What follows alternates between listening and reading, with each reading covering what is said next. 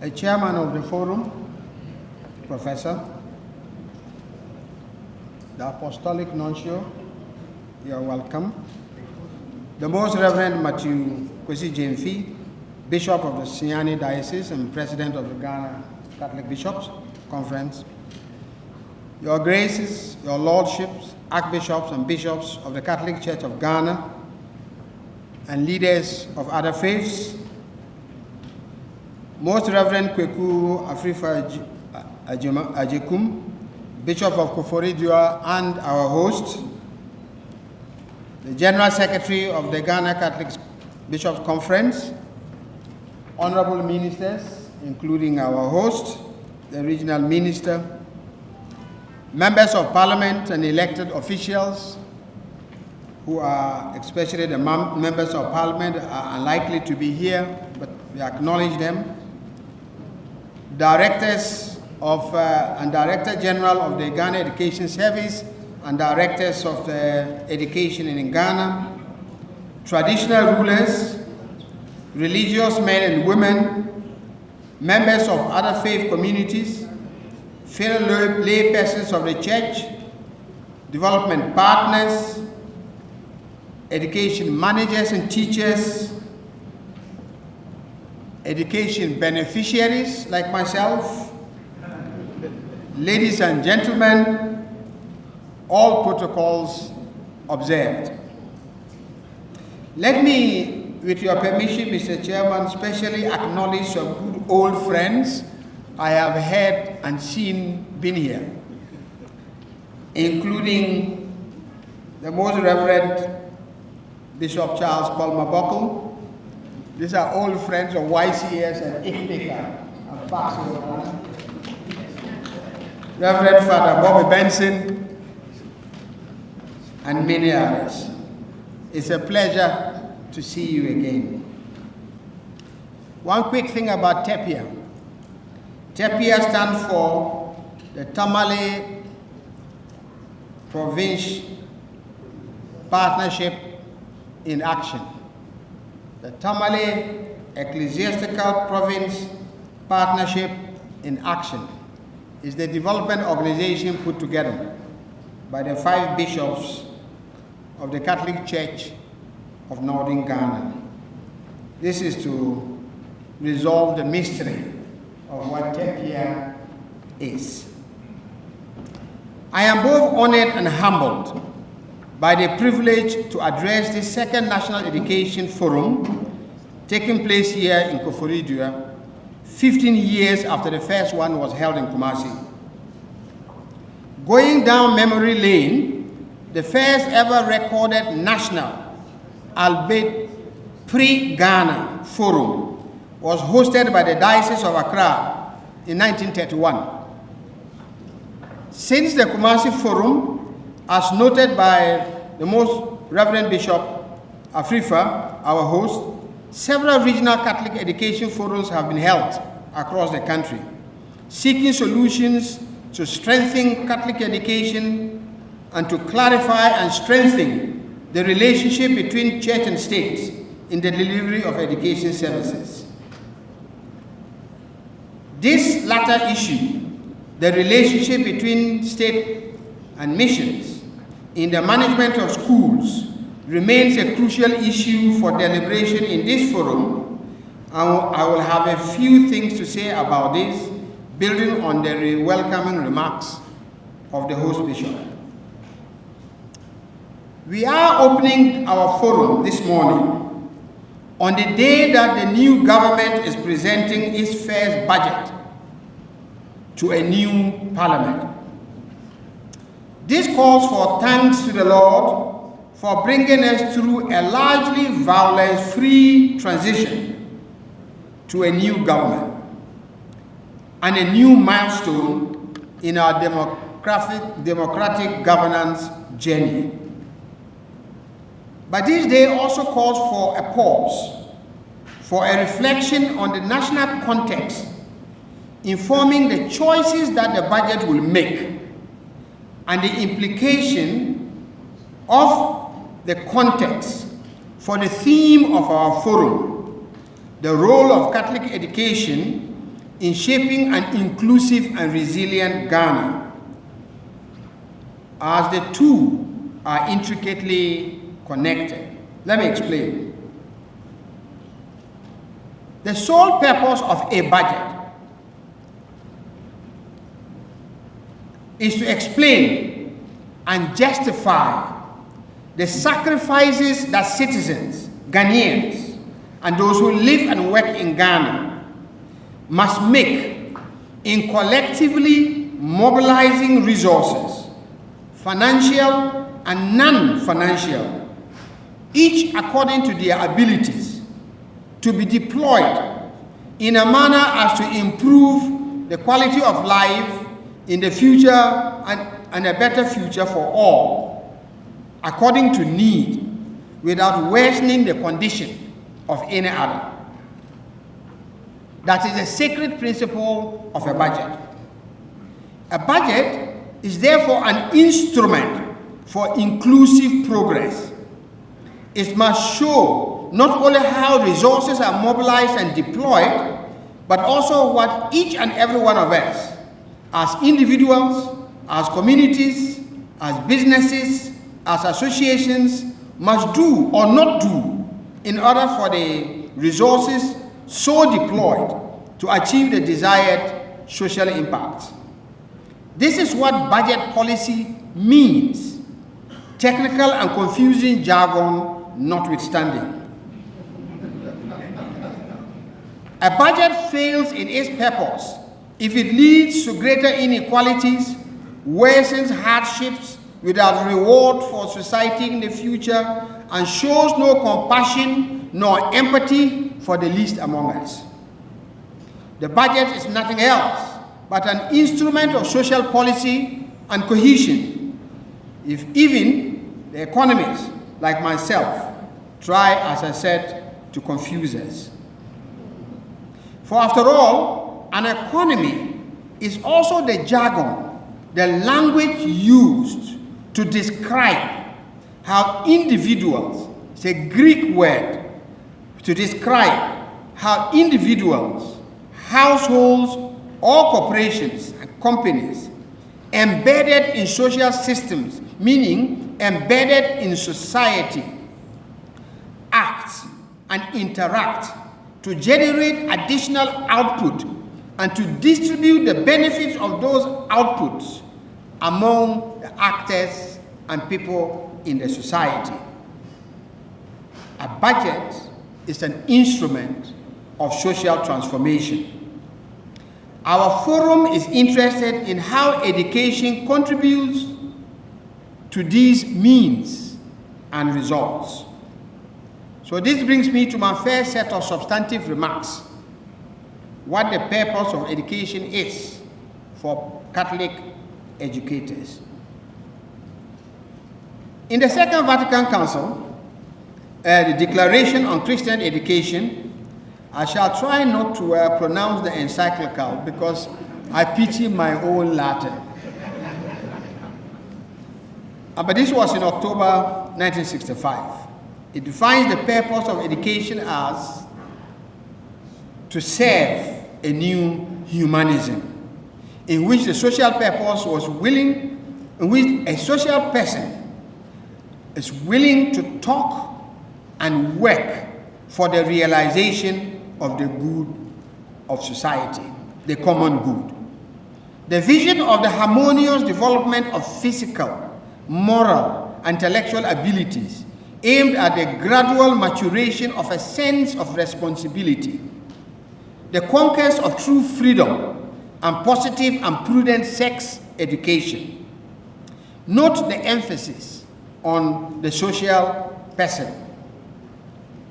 The Christian, having imbibed the life of Christ through personal conversion, must live this life through evangelism. That means bring that new life to society, fostering a new humanism, a new humanity. As Catholic educators, we must first humanize education. That is, to make it a process in which each person can develop his or her own deep-rooted attitudes and vocation, and this does contribute to his or her vocation within the community. Humanizing education means putting the person at the center of education in a framework of relationships that make up a living community, which is interdependent and bound to a common destiny. This is called fraternal humanism. Pope Francis, speaking to a union of Catholic educators in Italy, said the following,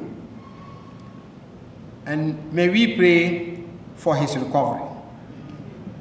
Education is not about knowing things or taking lessons, but about being able to use three lingos, those of the head, the heart, and the hands.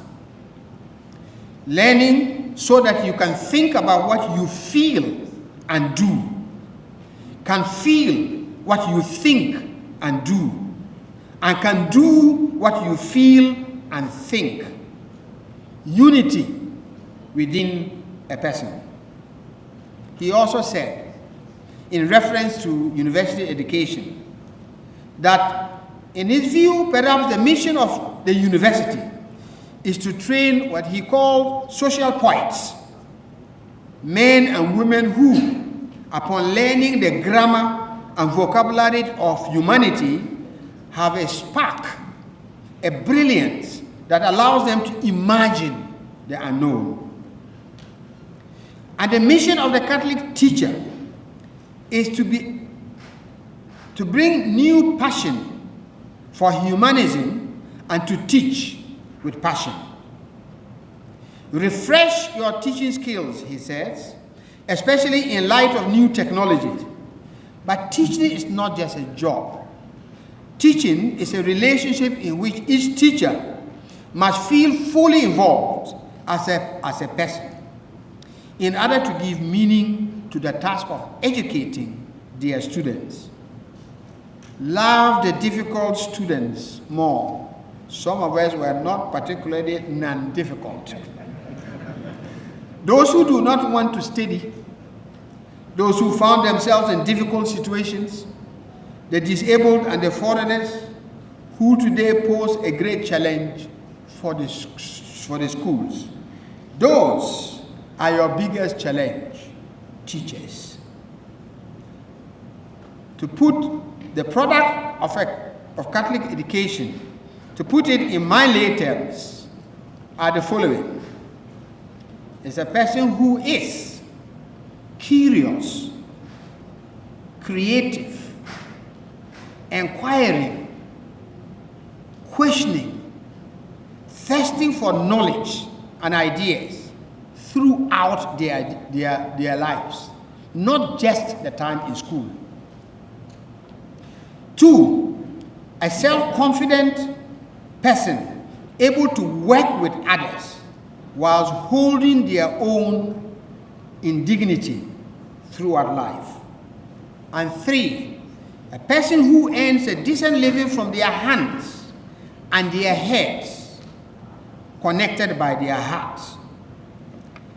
And finally, above all, is a beacon of peace, honesty, humility, and sacrifice.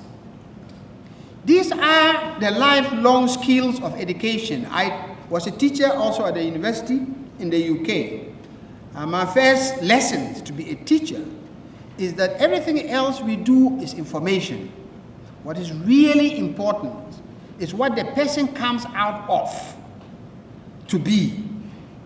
Those things are the lifelong skills of education. And these lifelong skills of education, many of our products have acquired and thrived in one way or the other. But if you were really truly honest as to just how successful we have been as educators, will there not have been far less corruption and crookedness, far less violence, far less abuse of power, far less arrogance of power, and far more truth-telling, far more trust, far more volunteering, far more listening, and far more empathy for the poor. Catholic education must be ever more embedded in Catholic social teachings, a new humanism. A Catholic or mission education is founded on the family. Pope Francis again, which I have been following, says, good family education is the backbone of humanism. And from there unfolds the various implications of education at the service of the society, based on mutual trust and reciprocity of duties.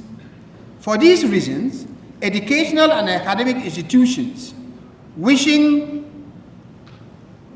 to place the person at the center of their mission are called to respect the family as the first natural society and to put themselves at its side in line with a correct understanding of subsidiarity.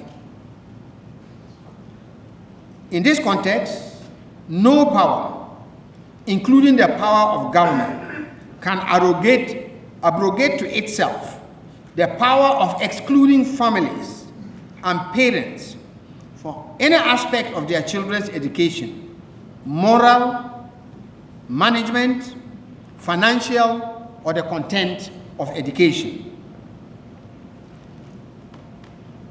Participation and meaningful multi-stakeholder consultation should be an integral part of the attitude of the management of education, both by those who are elected to oversee it and those who have the core competences and skills to implement it. And this is an essential part of the practice of the governance of education. Let it not be again that a group of people, elected or non-elected, believe that they have all the knowledge and the information and all the answers to our problems of education. Consultation and participation must remain centerpiece of the governance of education. Let me now turn to very specific issues of education policy and management in a more forward-looking manner so we can address some specific issues and constituencies. The first thing I want to talk about is the implications of our stage of development for the type of education we prioritize. I made an earlier statement that the government budget being read today and the objectives of our forum intersect in the form of a shared national development context. There is no doubt that the budget this year, and we will find out whether I'm right or not, and the ones to come will be austere. There will be very little money to spend on social development, including education and infrastructure. The focus will most likely be to constrain public expenditure, that is, to reduce the projected budget deficit in order to reduce inflation, which hopefully will translate into lower domestic interest rates, which will hopefully subsequently lead to a bigger fiscal space to enable the government to borrow domestically in the future.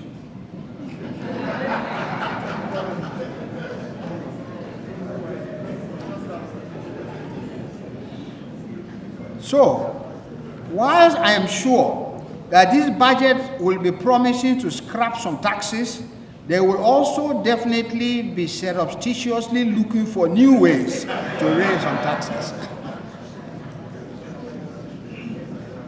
Every government complains that they face a problem of a limited number of economic actors who can pay tax meaningfully. So they must broaden the tax net. And in broadening the tax net, they broaden it to the poorest through value-added taxation. Every good and service you consume, you pay. And you don't pay according to your ability, you pay according to your need. The poorest pay the most relative to their income. So the main reason for the limited tax net is that there are few vibrant small and medium-sized companies that are creating jobs. Even our lands produce so little relative to its potential that we have to import even the basics that we eat. Everything, almost everything, is imported. An ever larger import bill in foreign exchange means that every time, whether local or foreign interest rates increase, government and businesses become more indebted and have less money to spend. That is, discounts the fact that whatever they spend, 80% is spent wastefully and corruptly, even if they didn't do that. But whilst this type of economy, so everything is imported. An ever larger import bill in foreign exchange means that every time interest rates rise, whether it's local interest rates or interest rates from countries abroad that we import goods from or borrow money from, government and businesses become more indebted and have less money to spend. This type of economy is not unique to Ghana. It applies to all economies at an early stage of development. But whilst others address this problem in the long run by prioritizing skills training, we have stuck stubbornly to grammar education, investing ever more resources to train sharp tongues and less to train skilled hands and practical-minded brains. The market for sharp tongues is government employment in sales and marketing and in the talking and litigation industries. These grow slowly or are burdensome. We have got the priorities completely upside down. The number of children enrolled in grammar schools in Ghana is increased even more rapidly with free senior schools. High schools is approximately 3 times. There are approximately 3 times more enrolled in technical vocational schools. So every 1 person enrolled in a technical vocational school, 3 are enrolled in grammar schools. We will have lots of doctors, lots of accountants, lots of poets, lots of marketing experts with little to market. The gap is widening. Without reversing this year, we shall forever be confronted by a narrow tax base and a vicious cycle of indebtedness and IMF-driven austerity. I shall return to this issue in my concluding statements. The relationship between mission schools and government.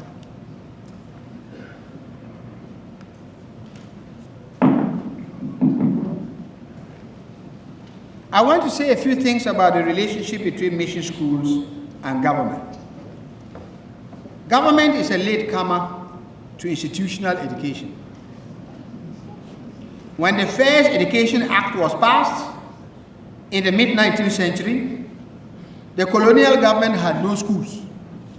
They were all mission schools. Today, the government of Ghana contributes roughly 80% of the education budget. It's a good reflection of what the Constitution has offered us. The state has rightly taken up the task of supporting mission schools to address some of the financial costs of education. But the investment that mission schools make into their institutions supersede money. It includes a culture of discipline, respect, measured ambition and brotherliness, and a connection between brain and hands.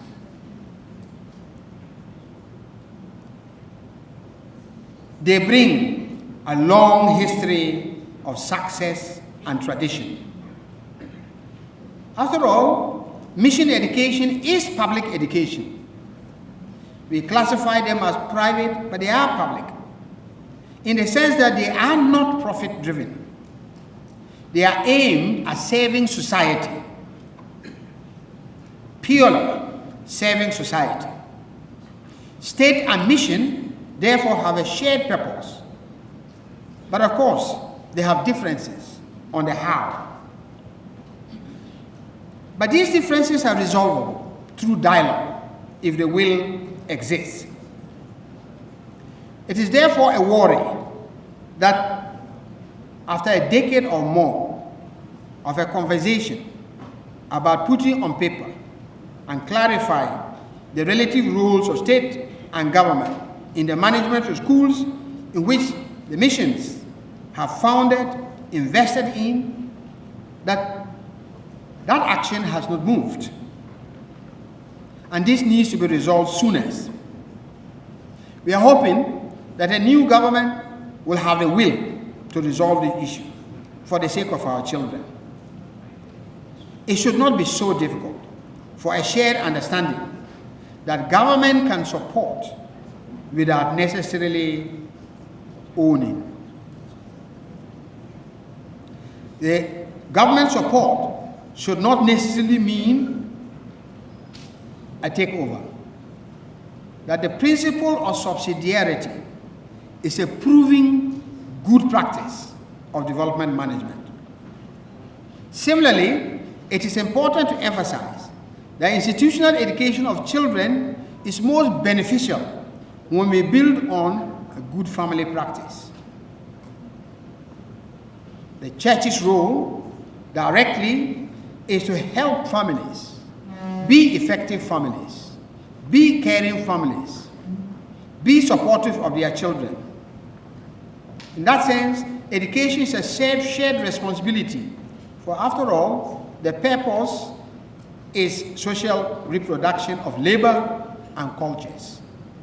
Never again should efforts by parents to supplement public investment in education, public financial education, through parent-guardian contribution in the form of monetary investment or decision-making, never again should parents be excluded by the state as a political fiat. To the government of Ghana, I have a number of suggestions. First, please let's have the MOU signed. Second, build on previous government good efforts in technical education. And it is true that the last government did oversee a rapid increase and the streamlining of technical vocational education. We should build on that work by committing to building, upgrading, expanding at least one TVET Center of Excellence in each region during this parliamentary term. We should incorporate into these institutions and technical universities new technologies of the future. We must understand that we should not be left perpetually wading in our poverty, such a way that the world passes us by. We must be active, and I will say so also to church leaders. We must be interested in investing in robotics, on e-mobility, that there are possibilities for electrical vehicles, maintenance, design, and so on, and green energies. Those are the technologies of the future. And we must build that foundations in the school, starting from the school, which means that every STEM school must have the capability for coding. It is a practice adopted increasingly by most developing countries that STEM schools must invest. Is from STEM schools that internet coding, software coding begins. And software coding is the basis for everything electronic and electrical. We have to take the emergence of new technologies seriously. Otherwise, our dependence will become even more entrenched into the future.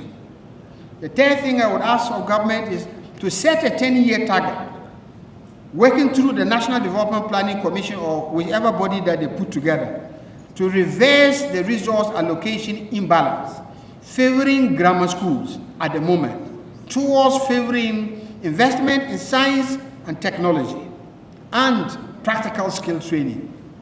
And in this, we must recognize that although the majority of informal jobs,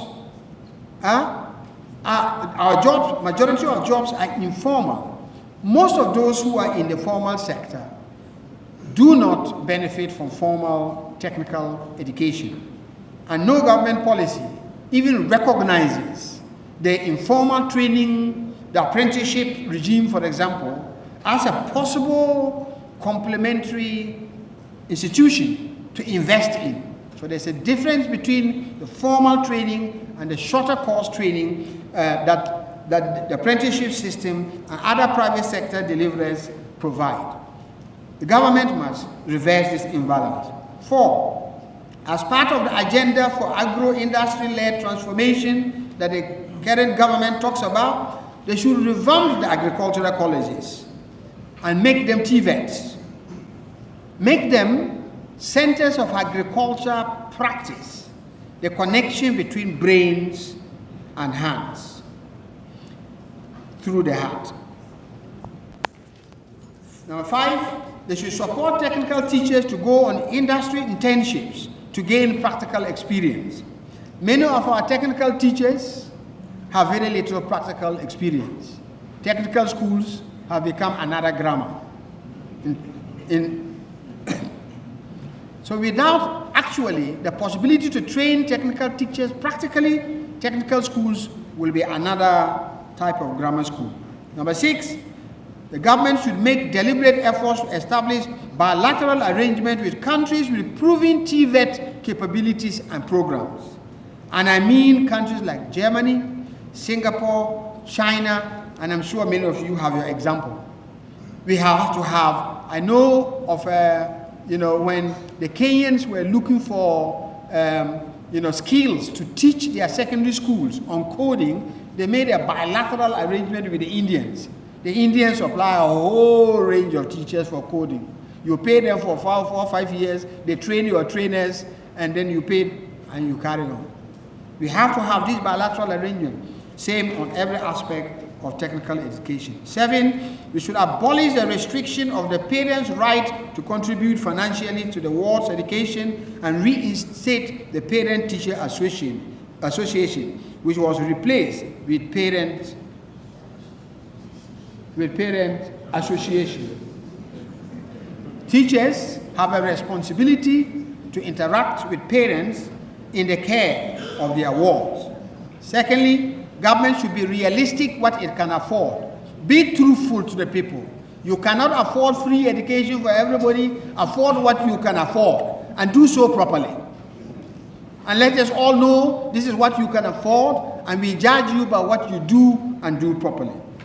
Don't create a system in which you create traffic lights, and that traffic light system punishes the poor the most. It is not the children of the rich that go into traffic light schools, it is the children of the poor. Finally, and this is about being unrealistic about what one can afford. This is the switching school. For church leaders, all of us here, I have a few suggestions that we manage. We should be a bit more enthusiastic by TVETs. In 3 regions, there's not a single Catholic TVET. We have to redress this imbalance. We should work with the congregations who are best capable of managing these technical schools. We should work with them to build their succession plans and support them to be more present in the management and to build the educational skills to head these schools, whether it's technical schools or they are grammar schools. Finally, as the second largest owners of these TVETs, foreign governments of Ghana Catholic schools, the Catholic Church should be appropriately represented in TVET governing bodies, the TVET service and the TVET commissions. We should think bigger. Aim at a Catholic universities that also teaching the new technologies and aspire to the next leap in education and training. For the success of and sustainability and resilience of Catholic education, let me emphasize this point. The religious congregations that run many of our schools must invest in succession planning, must invest in the ability of their members, their congregants, to have the skills and capability to continue to manage those schools. Some of the best schools, technical or grammar, are run by the religious. To education managers, I have just a few things to say. growing in discipline. Last week we were in Tumus somewhere discussing TVETs. And while we were there, there was a report of a problem in St. Benedict's in Navrongo. There was a problem with a school somewhere in Kumasi. There were 7 school closures and clashes. This is becoming very mainstream, both within church schools and non-church schools. For education managers, we have rightly ended corporal punishment, but we have not found a formula for discipline. And we must find a formula for discipline.